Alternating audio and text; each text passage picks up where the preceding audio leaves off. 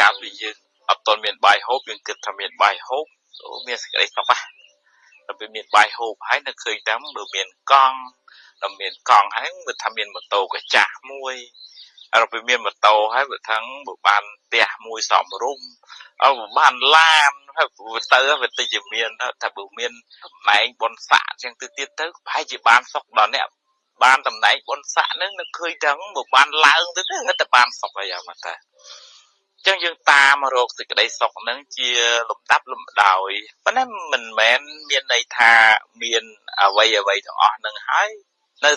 បានសុខ 100% ហ្នឹងមិនប្រកបទេខ្ញុំបើអាភិបធ្លាប់ជួបអ្នកមានអ្នកធំអ្នកអុកញ៉ាក៏មិនសូវជាថាឃើញថាបានសុខប្រមាណដែរ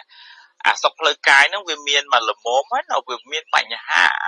សេចក្តីសុខផ្លូវចិត្តតមាន មួម៉ៅក្តៅកាហាយទៅមិនសុខមិនសាប់ទៅភ័យព្រួយបារម្ភទៅដល់ពេលមានទៅវាបែកគំនិតទៅប្តីមានស្រីថ្មីទៅប្រពន្ធនឹងតែប្រទេសថាបដាដើរលេងអីចង់កូនទៅខូចទៅទៀតទៅវាមួម៉ៅក្តៅកាហាយអាការពីក្រនោះថារស់សុខវាមិនឃើញអាមានហើយនឹងពិបាករស់សុខឃើញទៀតអញ្ចឹងបានសេចក្តីសុខហ្នឹងវាមិនស្ថិតនៅតែលើសម្ភារៈលុយកាក់ខាងក្រៅហ្នឹងមួយយ៉ាងទេប្រឹងប្រែងស្វែងរកទ្រព្យសម្បត្តិដើម្បីផ្គត់ផ្គង់ជីវភាពគ្រួសារឲ្យបានសមរម្យប៉ុន្តែទន្ទឹមនឹងហ្នឹងត្រូវតែស្វែងរកនៅមេរៀនសម្រាប់អប់រំចិត្តត្រូវតែមានមេត្តាផ្ដល់សេចក្តីស្រឡាញ់ផ្ដល់ភាពកក់ក្ដៅដល់អ្នកដទៃករណាចេះជួយសង្គ្រោះដល់អ្នកដទៃចេះស្ដាប់ធម៌ឲ្យយល់ចូលចិត្តអំពីរឿងរ៉ាវនៃជីវិតនឹងកាត់បន្ថយការជោគជពាក់ការហួងហែងមានខន្តីមានអត់ធន់មានសតិស្មារតីជឿជាក់ក្នុងអំពើល្អយើងប្រឹងប្រែងសាងគុណធម៌ហ្នឹងទៅ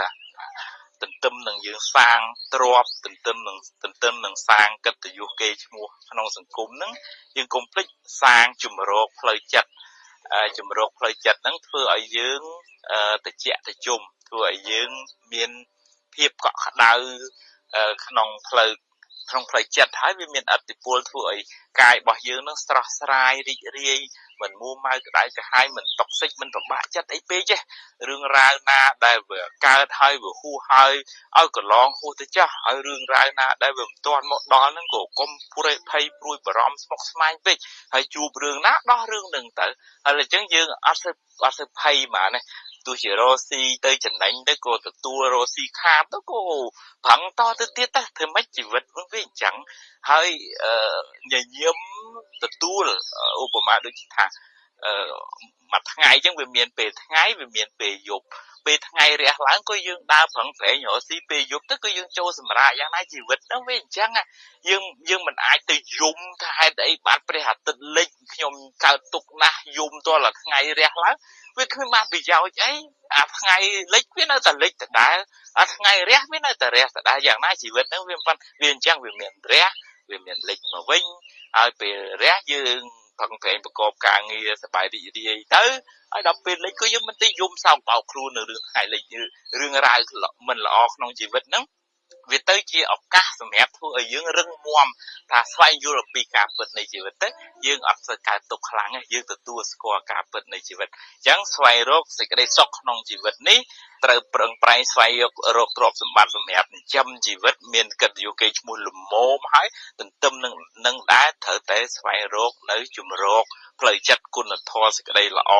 មេត្តាករុណាខន្តីអត់ធន់សតិបញ្ញាស្មារតីដែលជាជំរកដែលជាចំណីផ្លូវចិត្តដែលជាទ្រព្យសម្បត្តិខាងក្នុងធ្វើឲ្យយើងត្រជាក់អញ្ចឹងវាត្រជាក់ខាងក្រៅត្រជាក់ខាងក្នុងទើបជីវិតនឹងមានសេចក្តីសុខ